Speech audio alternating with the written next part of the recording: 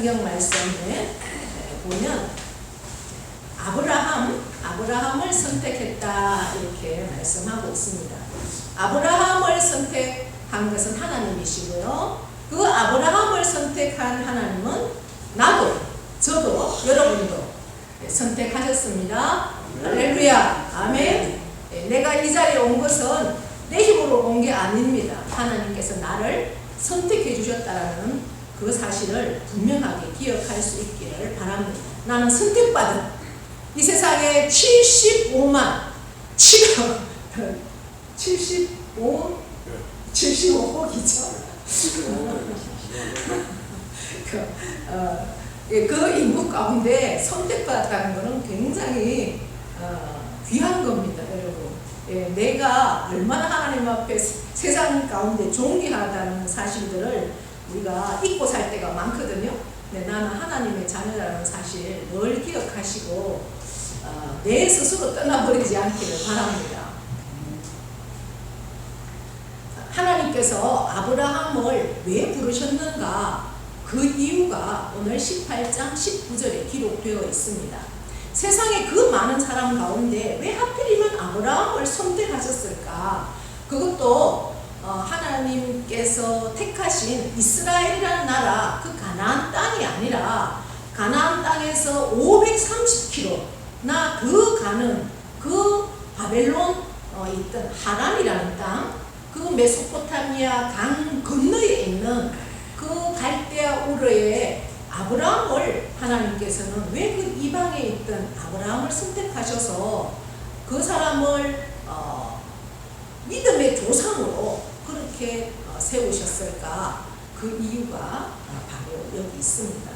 근데 그 하나님께서 아브라함을 선택하셔서 그렇게 하나님 믿음의 조상으로 물론 세우셨지만 그 아브라함을 선택하신 하나님이 똑같이 저와 여러분을 선택하셔서 하나님의 뜻을 이루고자 하는 그러한 놀라운 역사가 우리 가운데 있다는 사실을 늘 기억하시면서 그렇게 살아가시면 하나님과 나와의 관계가 그저 그냥 정말 내가 아무런 의식 없이 그렇게 살아갈 수 있는 그러한 우리의 모습이 아니라는 사실입니다.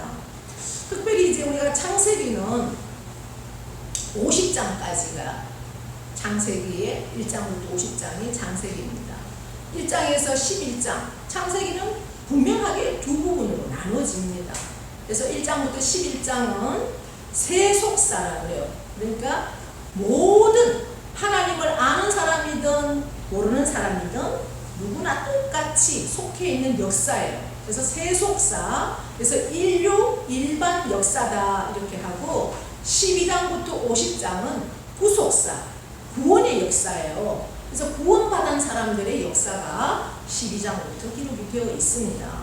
특별히 이제 아브라함의 아들 이삭, 이삭의 아들 야곱, 야곱의 아들 요셉, 이렇게 그 한 가정에 네 아들을 통해서 그렇게 하나님의 구원 역사를 진행시켜 가십니다. 창세기 12장 1절이 그래서 굉장히 중요하죠. 아브라함을 부르시면서 하나님께서 떠나라 이렇게 하셔요. 아브라함이 살고 있던 그 갈대아 우르는 여러분 우리가 교과서에서 인류의 4대 문명 가장 먼저 발생한 문명이 메소포타미아 문명이에요. 그래서 갱지스강을 통해서 인더스 문명, 황하강을 통해서 이렇게 황하 문명, 이런 문명들이 세워집니다. 그런데 가장 먼저 발생한 문명이 메소포타미아 문명이에요.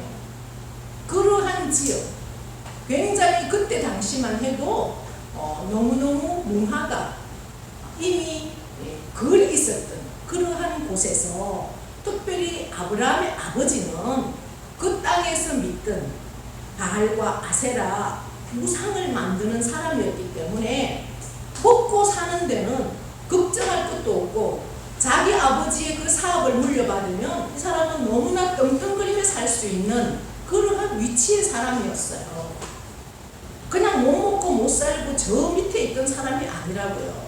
너무나 잘 살 수 있는 세상적으로 모든 것을 갖추고 있던 그러한 곳에 아브라함을 하나님께서는 택하셨어요. 그리고 뭐라 하셨어요? 너는 이 땅을 떠나라. 그리고 내가 지시하는 곳으로 가라. 이렇게 말씀하십니다. 떠나라. 떠나라는 것은 뭐예요? 너의 그 본질을 다 버려라. 너의 우리 지금 이 시대로 말하면 너의 인맥, 학연, 지연 모든 것을 다 끊고 나만 바라봐라. 나만 따라라. 이 말이에요. 떠나라는 것은. 우리가 예수 믿는 것도 뭐예요? 세상을 떠나는 겁니다. 그래서 예수 믿으면 뭐예요? 세상 사람들한테 가서 복음 전해보면, 전도해보면 뭐예요? 뭐라 그래요? 나 아직 담배를 못 끊어서요. 술을 못 끊어서요. 11조를 못해서요. 이런 얘기를 교회 나오지 않는 분들도 하셔요. 교회 나가면 그런 것에서 떠나야 된다고 이미 알고 계시는 거예요. 하나님의 기쁨이 되지 않는, 그죠? 그런 것들에서는 떠나야 된다. 이게 나쁜 습관들. 그래서 우리나라에 복음이 처음 들어올 때는 그때만 해도 100년 전에, 지금 복음이 들어온 지가 130년 정도가 됐잖아요. 그때는 조금 돈 있는 사람들은 첩을 두고 살았어요. 공공연 하기. 그래서 복음을 듣고 예수를 믿잖아요. 그러면 첩을 다 정리해야 됐어요. 그래야 세례를 줬다고요. 이게 나쁜 습관들. 그래서 선교사님들이 이 땅에 와서 복음을 전해보니까 우리나라가 가장 폐가 망신하는 게 뭐예요? 술, 도박. 도박도 농한기만 되면 농사철 열심히 일해서 겨울에 이제 농한기 되면 뭐예요? 구석구석마다 앉아가지고 화토 쳐서 노름을 해가지고 집을 땅 다 날려버리는 거예요. 우리나라 사람들이 그렇게 살았다고요.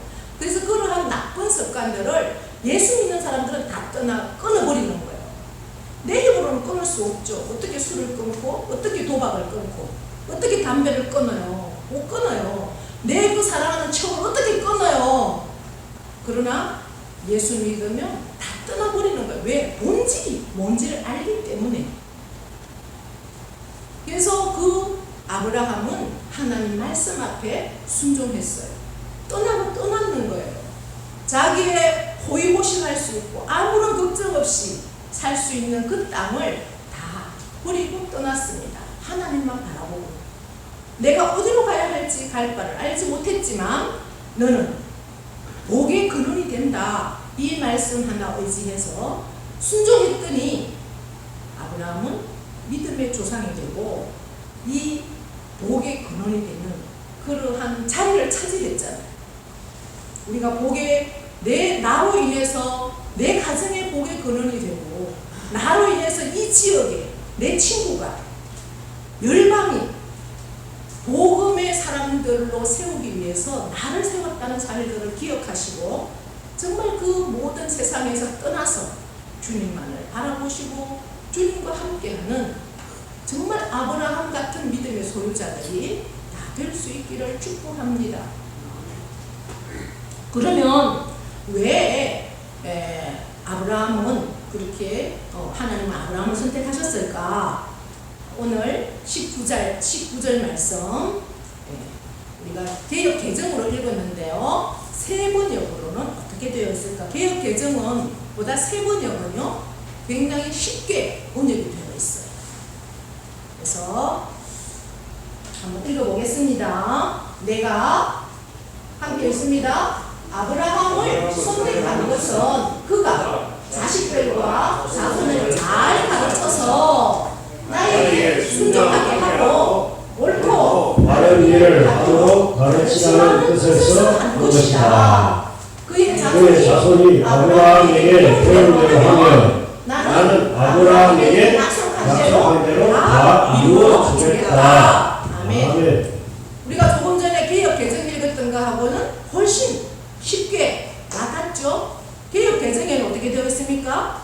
내가 그리고 자식과 권속에게 명하여 그래요. 자식과 권속에게. 권속이 뭐야? 자손이라는 거예요. 내 자손만 아니라 내 모든 자손들까지. 그리고 개역 개정에는 여호와의 도를 지켜 이렇게 되어 있어요. 그것을 여기서는 뭐라고 그래요? 자손을 잘 가르쳐서 나에게 누구에게 하나님께 순종하게 하고 옳고 바른 일을 하도록 가르치라는 뜻에서 한 것이다. 너를 부르신 목적이 이거라는 거예요. 아브라함을 선택한 내가 너를 왜 선택했어? 너희 자손과 너희 자식들을 잘 가르쳐서 내 말에 순종하게 하고 옳고 그른 일, 하나님 말씀 앞에서 무엇이 옳은 것인지, 하나님 말씀 앞에서 무엇이 바른 것인지를 알게 하고 그렇게 가르치라고 너를 불렀다. 그래서 너의 자손이 아브라함에게 배운 대로 그대로 행하면 나는 아브라함에게 약속한 대로 다 이루어 주겠다. 할렐루야. 그 말씀이에요. 훨씬 쉽죠? 세 번 얘기. 그러니까 하나님께서 아브라함을 부르신 목적이 뭐예요? 하나님이 뭐 처음부터 열방을 너에게 주겠어 이렇게 말씀하시긴 했어요. 예, 너로 통해서 복의 근원이 되게 하겠다. 그런데 그 복은 어디서 출발하는 거예요? 너 자식부터 잘 가르쳐라 이 말이에요. 먼저는 내가 하나님 앞에 잘 서 있어야 자식을 가르칠 수 있죠. 저는 제대로 안 살면서 어떻게 자식을 가르쳐요? 내가 내 삶이 엉망이면서 자식한테 이렇게 살아 그러면 아이고 너나 잘해 이래요 속으로. 그러니까 우리는요 말로 자식을 가르치는 게 아니에요. 뭘로 가르쳐요? 내 삶으로 보여주는 게 교육이에요. 그래서 아브라함은 어떤 모습까지 보여줬습니까? 자기 자식 이삭에게 하나님 말씀 앞에 철저하게 경했잖아요. 어떻게? 그 자식 100세에 얻은 아들도 하나님 앞에 바쳤잖아요. 그것을 이삭이 봤다고요. 그게 가르치는 거예요. 내가 하나님 말씀대로 사는 거예요. 그러면 그 자식도 그것대로 순종하고 이것이 하나님의 말씀대로 사는 것이구나. 옳고 그른 것을 분별하고 그렇게 살아가도록 하면 내가 약속한 모든 복을 너에게 다 이루어 주겠다. 내가 누군지 알지? 나는 안 되는 것 없어. 못하는 것 없어. 하나님이 그러시다고. 내가 바로 그 하나님이잖아. 너에게 모든 것을 다 해주겠어. 그래서 그 아브라함 아들 이삭, 이삭의 아들 야곱, 야곱의 아들 요셉을 통해서 계속해서 구원의 역사가 이루어지지 않습니까? 출애굽기에 와서는 공동체 이스라엘 민족이 구원 역사가 이루어지고 신약에 와서 예수님을 통해서 온 인류의 구원의 역사가 이루어지는 거예요. 그것이 아브라함부터 이루어진다는 거예요. 저와 여러분 가정에 저를 통해서 여러분을 통해서 하나님 말씀 앞에 잘 행하고 그 모습을 여러분 자식들한테 가르치라는 거예요. 내가 어떻게 사는지를 하나님 앞에 내가 최선을 다해서 내 생명을 들여서 그렇게 말씀대로 사는 모습을 보여주라는 거예요. 그러면 그 자식들도 그렇게 배우고 그리고 순종하고 그러면 그 자식들도 하나님 약속하신 복을 다 누린다. 아브라함, 이삭, 야곱, 요셉에게 흘러갔던 그 복들, 대의 대를 이어서 흘러갔던 그 복들을 너희도 누린다 이 말씀을 하고 있습니다. 아브라함만이 아니라 저와 여러분들도 선택받은 하나님의 자녀로서 왜 나를 선택하셨을까? 나를 통해서 내 자식들에게 하나님 말씀을 가르치라고 나를 선택하셨구나라는 사실을 사명으로 받으십시오. 그리고 내 삶을 그렇게 살아드리십시오. 그래서 내 가족이, 내 자식들이, 내 자손이 정말 하나님 안에서 나를 통해서 믿음의 유산을 물려가는, 믿음의 대를 이어가는 그러한 가정 다 되어지기를 축복합니다. 이제 우리가 복음이 1885년에 이 땅에 복음이 들어왔잖아요. 언더우드와 아펜젤러를 통해서 언더우드는 장로교 그리고 아펜셀러는 감리교에서 파송한 선교사들이었어요. 그 사람들이 가장 먼저 이 땅에 와서 한 일이 뭔가 교회를 세우고 그 다음에 학교를 세우고 그리고 병원을 세웠어요. 그래서 이화여대, 배재학당, 숭실대, 연세대 뭐 이런 학교들이 다 그 선교사님들에 의해서 세워지고 병원들이 세워지고 그래서 교육 내 가정을 잘 가르쳐야 되고 그 다음에 학생들을 교육으로 잘 가르쳐야지. 교육이 뭐라 그래요? 100년 대계라 그러잖아요. 그죠? 교육이 잘 돼져야 된다는 거죠. 그때 당시에 이제 선교사님 한 분이 이 땅에 와서 저 전라도에서 복음을 전했어요. 지금도 우리나라에 100년 이상 된 교회들, 아주 시골에 가도 100년 이상 된 교회들이 있고 그 골짜골짜기 어떻게 이런 곳에 선교사님들이 들어와서 교회를 개척했을까 할 정도로 골짜골짜기에 100년 이상 된 교회들이 많이 있거든요. 근데 160년대 네, 그런 교회들은 다 선교사님들이 세웠어요. 그런데 이제 전라도에 선교사님이 가셨는데 이제 막 걸어서 그렇게 이제 복음을 전하다가 해가 저물었어요.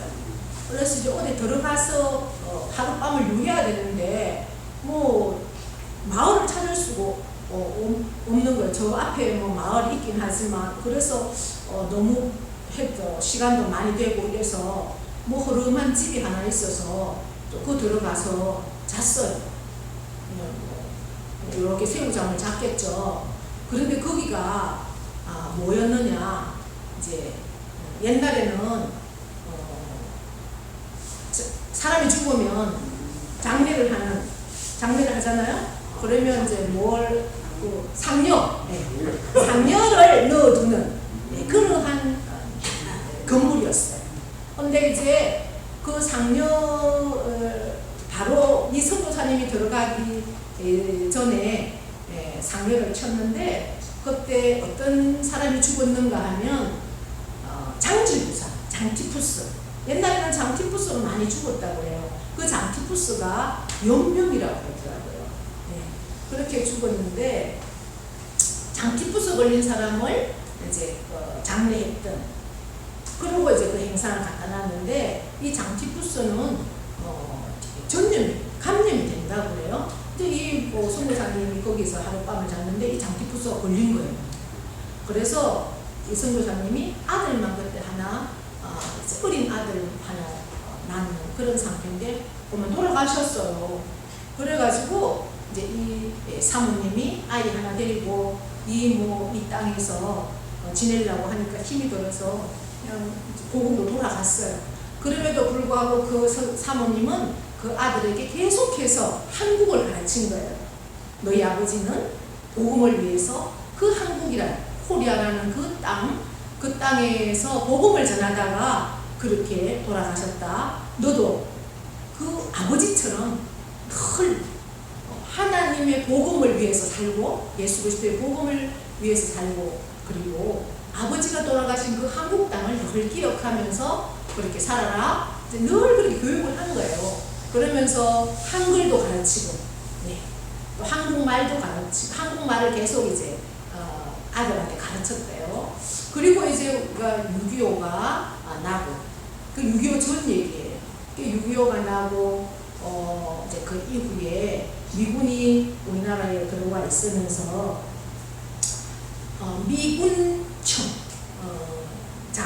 미군정 그 청의 책임자로 하지 중장이 우리나라에 이제 왔어요.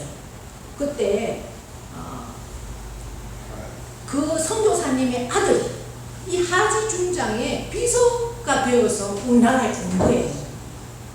늘 한국을 품고 있으니까 하나님께서 아마 그렇게 연기를 시켜줬던 것 같아요. 그리고 이제 이 땅에 와 보니까 뭐 엉망이죠. 6.25 터지고 나서 그때 상태는요. 이제 미군정청에서 지난번에 제가 설교하면서 한번 그렇게 얘기했던 기억이 나는데 여론조사를 해보니까 공산주의를 좋다, 나는 공산주의가 좋다 하는 여론이 거의 80%대까지 78%가, 그리고 나는 자유민주주의가 좋다 하는 사람들은 20%도 안 된다는 거, 20% 정도밖에 안 되는, 활동이 공산주의를 좋아했고 그러한 여론이 만연할 때였어요. 그러한 상황에 있을 때 이제 이 하지 중장이 선교사님 아들한테 자기 비서니까 어떤 일을 시켰느냐, 조선 사람 중에 이 땅에 정말 신실하고 정직한 사람 50명만 뽑아도 이렇게 되는 거예요. 그래서 이제 이 선교사님 아들은 자기 엄마한테도 부탁을 하고 또 자기가 아는 선교사님들한테도 부탁을 해서 정말 신실한, 믿음 안에서 신실한 그러한 사람들을 48명을 뽑고, 또 이제 예수 믿지 않는 사람들 중에서도 정직한 그런 사람들을 해서 50명을 세워서 그 공산주의를 추종하고 공산주의가 되면 좋겠다라고, 그렇게 이 땅이 완전히 불극해 되어 있던 그러한 땅에 이제 그들을 통해서 오히려 완전 역사를 바꿔가는, 이 땅이 정말 자유민주주의를 세우는 그러한 역할을 했다는 그러한 글을 제가 읽었습니다. 하나님, 그래서 좌파는 막 우파를 죽이고 뭐 엉망이었잖아요. 그럼에도 불구하고 하나님은요 역사를 이끌어 가시는 분이시고, 하나님의 사람을 통해서 하나님은 특별히 역사를 이끌어 가신다는 사실을 우리가 역사를 보면은 정말 그것을 우리가 지나고 나서 역사가 그런 뒤에 보면 그렇게 되어집니다. 특별히 이 땅에도 이승만이라는, 정말 그 이승만 박사도 신학까지 하신 분이잖아요. 그러한 분을 통해서 자유민주주의 체제를 온전히 세웠던 그러한 하나님의 역사를 봅니다. 세상의 역사는 그죠? 망할 것 같고 정말 뒤집어질 것 같고 악한 세력들이 다 차지할 것 같은데 하나님 결코 그렇게 두지 않습니다. 왜냐하면 하나님께서 역사를 주관하시기 때문입니다. 우리는 그것을 믿기 때문에 어떠한 상황에도 우리는 하나님 말씀 앞에 서 있어야 되고, 우리가 본질 앞에 서 있어야 됩니다.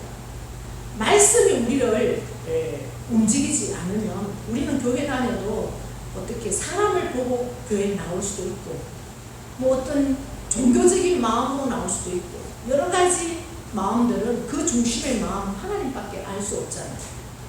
내가 말씀 앞에 분명히 정말 하나님 믿고 하나님 보내신 예수 그리스도 그 십자가와 부활을 내가 믿고, 주님이 나를 위해서 그 처소에, 새 예루살렘 천국에 나의 처소를 준비하고 반드시 때가 되면 신랑으로 신부된 나를 데리러 온다는 그 사실들을 늘 기억하면서 우리가 나아간다면 우리의 믿음이 흔들릴 필요가 없다는 것. 세상이 이 코로나 때문에 아무리 발악을 한다 할지라도 우리는 그것 때문에 두려워할 필요가 없어요.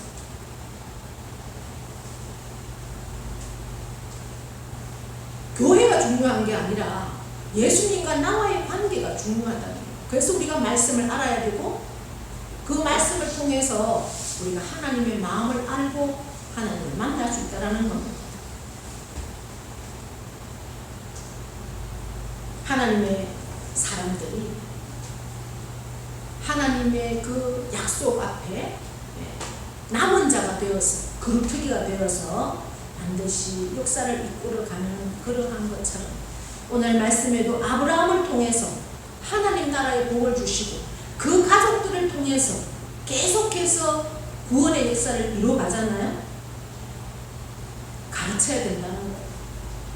나만 믿는다고 중요한 게 아니라 내 삶을 내 입술로 교회가 안 하더라도 내가 주일이면 당연히 교회 가고, 내 삶으로 어떻게 하나님 앞에 최선을 다해서 살아내는지를 나의 가족에게 보여주면, 그리고 늘 감정으로 내가 이렇게 하나님 앞에 너를 위해서 기도하고 있다. 잘 될 거야. 너는 반드시 하나님께서 함께하고 하나님의 때가 되면 너도 반드시 하나님을 아버지라고 부르는 그런 복을 누릴 거야 라는 그런 말들을 늘 하십시오. 그리고 내가 늘 너를 위해서 기도한다.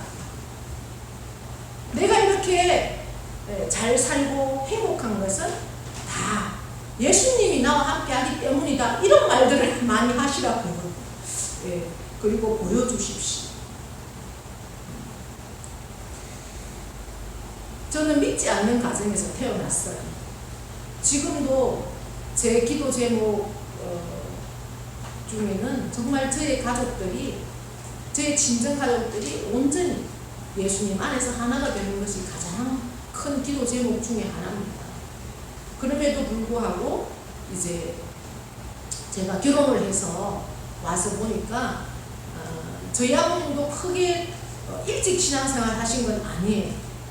근데 하나님의 뜻이 있어서 이제 서울에서 하던 모든 사업들이 다 그냥 정리가 되고 김천에 와서 이제 교직에 계시면서 전도를 받고 신앙생활을 시작을 하셨는데, 늦게 신앙생활을 하셔도 이 지적 능력이 있으니까 인격적으로 하나님을 만나고 교회 등록하면서부터 뭐 새벽기도 모든 예배를 안 빠지시고 그냥 그야말로, 그때 제가 시집 가서 보니까 신앙생활 오래 하신 것도 아니었는데 그때는 월급을 이렇게 현금으로 받아왔어요. 요즘은 다 그냥 통장으로 이렇게 들어가지만, 그래서 현금을 받아와서 이렇게 내놓고 하시는 거예요. 11조 감사헌금, 그리고 한 달 일주일 그 4번이잖아요. 주일. 그러면 주일 헌금 이렇게 다 떼놓고 나머지 가지고 생활비로 그렇게 쓰시더라고요. 사업을 다 망하고 박인 유사님이 중학교 때 김천으로 내려와서 이제 직장을 들어가셨으니까, 자, 가족이 6명이잖아요. 대학 다니고 뭐 다 그렇게 하니까 집안 살림이 넉넉하지 않더라고요. 제가 결혼해서 가보니까. 월급 가지고 여유있게 살지를 못해요. 항상 부족하더라고요. 그런데도 먼저 하나님 것은 먼저 하나님 앞에 떼놓고 모자라면 모자라는 대로 남한테 구워서 살고 또 갚고 이렇게 사시더라고요. 저는 그런 것을 보면서 하나님 앞에 헌금 생활은 저렇게 해야 되는 거구나 배웠어. 저한테 그렇게 뭐 11조 일을 하는 거다 가르친 거 아니에요. 그냥 어깨너머로 저렇게 하는 거구나. 왜? 저희 친정에서는 못 배웠으니까 제 마음대로 했었거든요. 그런데 저렇게 하는 거구나 배웠어요. 그래서 저도 그렇게 했어요. 제가 학원을 했기 때문에 학원에 등록해서 아이가 한 명 수강료를 가져오면 바로 저는 그 자리에 있어요. 그때는 한 3만 원 정도 받았어요. 1인당. 그럼 바로 5,000원을 떼놨어요. 그래서 주일마다 드렸어요. 그게 그렇게 습관이 되니까 하나도 어렵지 않더라고요. 그러면 100만 원 들어오면 10만 원 떼는 거 자연스러워요. 1000만 원 들어오면 100만 원 떼는 게 자연스러워요. 쉽게 시작을 이건 당연한 거다라고 생각하니까 그렇게 되는 거예요. 여러분들 나라에서 30만 원씩 다 받잖아요. 아무것도 안 해도 주잖아요. 여러분 30만 원 버는 게 쉬운 줄 아세요? 이 대학볕에 오늘 제가 사과를 그렇게 사려고, 근데 정말 한번 농사 짓는 거 한번 생각해 보세요. 30만 원 벌려면 얼마나 구슬땀을 흘려야 되는지 몰라요. 가만히 놀아도 여러분들 다 30만 원 주잖아요. 근데 왜 하나님께 감사 안 하세요? 왜 하나님 앞에 11조 안 드리세요, 여러분? 그건 내 거라고 다 독해 입만 하세요? 그러면 안 돼요. 감사하시고 하나님 앞에 11조도 하셔야 돼요.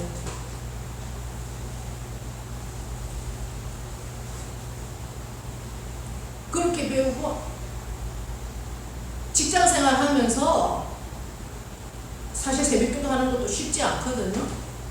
새벽 3시 반 이렇게 되고 일어나셔서 아이들 공부하라고